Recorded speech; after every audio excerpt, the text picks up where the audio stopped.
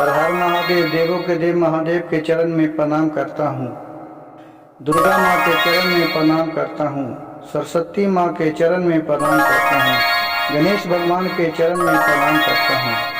गुरु भाई गुरु बहनों के चरणों में प्रणाम करता हूँ। गुरु भाई गुरु बहन, आज का कथा और कहानी बहुत ही सुंदर और अच्छा है। आज का कहानी बहुत ही ज्ञानवर्धक है। कहानी को कृपया ध्यान पूर्वक सुनिएगा और अंत तक सुनिएगा, जिससे शिव गुरु का कहानी का पूरा आनंद ले सके। आज का शीर्षक का कहानी का भाग है कि बच्चे और बच्ची की माँ बकरी क्यों बन गई। एक गांव में एक किसान रहते थे। उनके जब शादी होकर आए दोनों बेकत, तो दोनों बेकत में बहुत ही प्रेम बना हुआ था। एक दूसरे के बिना खाना नहीं खाती थी जब तक पति नहीं खाते थे जब तक पत्नी, और पत्नी नहीं खाती थी जब तक पति नहीं खाते थे। दोनों में इतना प्रेम बरसने लगा कि दोनों साथ ही जब भी खाना खाते थे तो दोनों साथ साथ खाना खाती थी। एक दिन के बात हुआ कि जो किसान था वो और पत्नी दोनों बात कहने लगे कि तेरे बिना तो मैं खाना नहीं खाएगी तो मैं भूखे रह जाऊंगा। पति बोला तो पत्नी बोल रही है कि प्रभु, अगर मैं आपको पीछे में खाना खा लूंगी तो मैं बकरी बन जाऊंगी। ये सब दोनों में प्रण ठान लिए और कुछ दिन वैसी बीतते गया। जब भी पति आते थे तब दोनों खाना बना के साथ साथ खाती थी। उसी तरह दोनों का एक लड़का और एक लड़की दोनों का पैदा ले लिया। ये दोनों बच्चा और बच्ची सियान धीरे धीरे 4-5 साल के हो गई। उसके बाद एक दिन के बात हुआ, वो किसान चल गए थे खेत पर। आने में दोपहर हो गया था, कोई कारणवश नहीं आ सके। बच्चे लोग खाना खा लिए थे और उसके औरत के देखिए भोलेनाथ के कृपा, उनकी का सब महिमा है। उस औरत को भूखल बर्दाश्त नहीं हो रहा था, दम लग रहा था कि तरफरा रहा था जान खाने के लिए। और जब मन में उठ रहा था कि अब लग रहा है नहीं खाऊंगा तो मेरा प्राण चला जाएगा, ऐसा सोच रहा था, लग रहा था उसका मन में। तो भोजन लेके जो किसान के पत्नी थी वो खाना खाने लगी। जैसे वो खाना खायल हुआ तो बकरी बन गई। अब जब उधर से किसान आता है 2 घंटा के बाद, तो आता तो घर में अपने पत्नी को चाल करती है कि कने हाउ जी, लेकिन पत्नी तो है ना मैं अगना में कर रही है। वो चारों पटी देखा, घर में तो नहीं है, देख रहा कि एक बकरी है अगना में, वो में करा, इसी को देख रहा है किसान को। किसान समझ गया कि आज लगता है कि हमको लेट हो गया आने में, और खाना खा ली, ये बकरी बन गई। लेकिन ये बकरी से भी बहुत प्यार करने लगी, प्रेम करने लगी। अब बेचारा का करे, अपने खाना बनावे, दोनों बाल बच्चे को पोसे, फिर बकरी को भी खाना खियावे। और बहुत ही बकरी रोते रहती थी। बेचारा ये था, किसान बोले कि क्यों रो रही है, क्या कीजिएगा, सब भोलेनाथ की कृपा है, सब उन्हीं का देन है। अगर पिछले जन्म में हम लोग कोई कर्तव्य किए होंगे जिससे बकरी में आप परिवर्तन हो गए, हम लोग का ऐसा वचन नहीं लेना चाहिए था। लेकिन अब होनी को कौन टाल सकता है। इसी तरह कुछ दिन बीतते गया।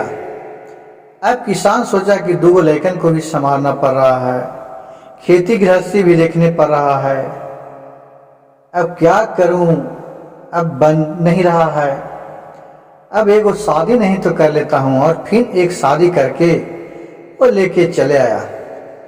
कुछ दिन तो ये तीनों के देखभाल किया और बोला किसान कि देखो, इस बकरी को भी तुम अच्छे तरी देखभाल करना है, दोनों लेकन को रखना, तब तुमसे मैं बहुत तरह से संतुष्ट रहूँगा। कही कि ठीक है, ऐसा आपको कभी दिक्कत नहीं होगा। उसी करते करते कुछ समय बीता कि किसान के दूसरे पत्नी से एक लड़की पैदा ले लिया। वो लड़की पैदा ले लिया, वो भी एक आंख के कानी थी, कानी पैदा लिया। लेकिन गुरु भाई गुरु बहन, चाहे अंधरे हो, लंगड़े हो, काना हो, कोतर हो, कुछ भी हो, अपना बच्चा ही होता है। ये दोनों बच्चा है जो उसको सतीली माँ की तरह नहीं मान रहा है, वो भी अपने माँ की तरह इसको मान रही है। लेकिन जो सतीली माँ की जब बच्चा हुआ, बच्ची, ये दोनों के सतीले बेटा और बेटी की तरह व्यवहार करने लगा। जब किसान चल जाता था खेत पर तो ये दोनों से बहुत काम करवाता था, डांटता था, मारता था, पीटता था और कहता था बर्तन में जो तो थारी में जो तो खाना बनावो। और बोलती थी कि अगर तुम अपने पिता से कहेगा तो तुम्हें जान मार दूंगा। पूरा धमका के रखा था। बेचारा डर से अपने पिता से कुछ भी नहीं कहता था, क्या कहे। उसी धीरे धीरे करते करते इन दोनों के खाना के लिए भी तरसाने लगा और बोलता था। जब ये किसान चले जाता था कहूँ तो इस दोनों के बोलता था कि जाओ तुम जंगल से लकड़ी ले लाओ खाना बनाने के लिए। अपना भाई बहन दोनों थी जो जाती थी और जंगल से लकड़ी लाके और सौतेली माँ के देती थी खाना बनाने के लिए। खाना बनाते थे और इन लोग के आधा पेट खिया खिया के रखते थे। बेचारा बकरी था, वो देख देख के बहुत ही उसको तड़प रहा था मन, लेकिन क्या करे, वो तो दूसरा रूप में परिवर्तन हो गई थी। देख देख के बेचारी बकरी बहुत रोते रहती थी और मनाते रहती थी, हे भोलेनाथ हमारे बेटे को रक्षा करना प्रभु, हमारे बेटी को रक्षा करना महादेव। फिर उसी तरह एक दिन के बाद हुआ कि 3-4 दिन के लिए उसका पति बाहर चल गया। उस 3-4 दिन एक भाई और बहन को सौतेली माँ खाना नहीं दी। बेचारा भूख से बहुत तड़प रहा था, एकदम लोह मच्छर हो रहा था। दोनों भाई बहन पानी पी पी के और नमक पी पी के दोनों रात में सो रहता था। बकरी को नहीं देखा रह गया। जब वो देखा कि मेरा सौतन सो रही तो बकरी ने ये दोनों के पास गया और दोनों के उठा के इधर लाया, अगना ने एक घर में ले गया और बोले, आदमी के भाषा में बकरी बोला कि बेटा बेटी अगर तुम लोग के भूख लगे तो तुम चुपके हमको कहूँ ले जाके और हमको सींग पर एक डंडा मार देना, हम तुम्हें खाना खिला दूंगा, खाना दे दूंगा, तुम लोग खा लेना। कहे कि ऐसा? कहा कि हाँ। कहा कि ठीक है। एक डंडा उसी वक्त मारा बकरी के सींग पर तो बकरी अच्छे अच्छे प्रकार के भोजन, 5 प्रकार के दूध, दही, मक्खन, घी सब कुछ ला के आगे में दिया दोनों के। दोनों खा के संतुष्ट हुआ। इसी तरह इन लोग रोज पर रोज डेली के डेली करता जाए जब तक उसका बेटी 3 बरस का हो गया था। सौतेली माँ के सौतेली माँ सोचा कि इन दोनों के तो हम खाना नहीं खिला रहे हैं, लेकिन इसका देह कैसे चिकनाई जा रहा है, ये तो मोटाई जा रहा है, क्या बात है। वो अपने बेटी को जासूस में लगाया, बोली कि बेटी तुम लोग इस दोनों के साथ एक क्षण भी नहीं छोड़ना। देखो तो मैं इसको खाना नहीं दे रहा हूँ तो भर इन लोग कैसे मोटाई जा रहा है, देह अंगे हो जा रहा है, लग रहा है कि जिसे मेवा मिष्टांग खा रहा है, मलाई खा रहा है। कहा कि ठीक है माँ, मैं भैया दीदी के साथ रहूंगी। और फिर वो उसके साथ रहने लगा। अब इन दोनों के तो मौका नहीं मिले। फिर भूख लग गया, कस के जाके एक डंडा मारा बकरी पर और बकरी वहां से खाना अच्छा अच्छा दिया। ये दोनों भाई बहन खाया और फिर चले आया। ये सारी बात जाकर सौतेली बेटी थी, कानी बेटी, जे अपनी माँ को बता दिया। कहा कि ठीक है। अब उसके सौतेली माँ थी, कहा कि क्यों नहीं इसको हम बकरिए को मरवा देते हैं। नहीं रहेगा, नहीं दोनों खाएगा मोटाएगा। मेरा बेटी है जो दुबराई जा रही है, ये दोनों मोटाई जा रहा है। कहा कि ठीक है। वो अपने नखरा धर लिया और अपने डॉक्टर से जाके मिला कि तुम्हें मैं बहुत पैसा दूंगा, तुम जाके बोलना कि इसको बकरी का शिकार खिलाइए, यही बकरी का घर के होना चाहिए, जब ये खाएगी तभी इसका बीमारी ठीक होगी, नहीं तो इसका ठीक नहीं होगा, ये नहीं बचेगी। ये नखरा कर दिया। उधर से किसान आया, देख रहा कि पत्नी बहुत कस के कुहर रही है, बीमार है। कहा क्या हो गया? तो बोला कि बहुत गोर हाथ पी रहा है, सर में दर्द है, चक्कर आ रहा है, अब लग रहा है कि मेरा जान नहीं बचेगा। नखरा पूरा पसार दिया। फिर वैद्य को बुला के लाया, डॉक्टर ने आया और इसका नब्ज पकड़ा और सारी कहानी बतियाई था। वो बोला किसान के जब तक इसको बकरी का मांस नहीं दीजिएगा शिकार, तब तक इसको जान नहीं बचेगा, नहीं तो अब मर जाएगा। बकरी आपको घर के होना चाहिए। अब ये तो अपने इस औरत पर भी इसको जान बचाना है, बकरी को भी जान बचाना है। ये तो बहुत सोचने में पड़ गया कि ये तो मेरे पत्नी है। कहा कि मैं तो अब हम नहीं मार सकते हैं बकरी को, मैं नहीं मारूंगा, मैं चले जाता हूं, तुम किसी से मरवा के खा लेना, मैं नहीं मारूंगा, मैं हत्यार नहीं करूंगा, मैं इसके अपने बच्चे के तरह पाला हूं। वो कह के किसान घर छोड़ के और चला गया 4 दिन के लिए। अब यहाँ इसको मारने के लिए पूरा व्यवस्था हो गया। अब ये दोनों बेटा बेटी जाग के रोने लगा बकरी के पास कि माँ अब तो तुम्हें मार डालेगा, अब मैं को खाना कौन खिलाएगी माँ, बहुत बेचारी। और बेचारा रोने लगा। तो बकरी बोला कि चिंता न करो बेटे, भगवान का भोलेनाथ का यही आदेश है तो इसको कोई टाल नहीं सकता है, खाने दो। तुम एक बात को याद रखना कि जो हमको खा के जो हड्डी रखेगा उस हड्डी को ले जाकर कहूँ चुपचाप किनारा में दफना देना, उसको दबा देना जमीन के अंदर, और वहाँ कोई देखे नहीं, और जाके तुम खाना मांगना, मैं वहीं खाना आपको दे करूँगा। कहा कि ठीक है माँ।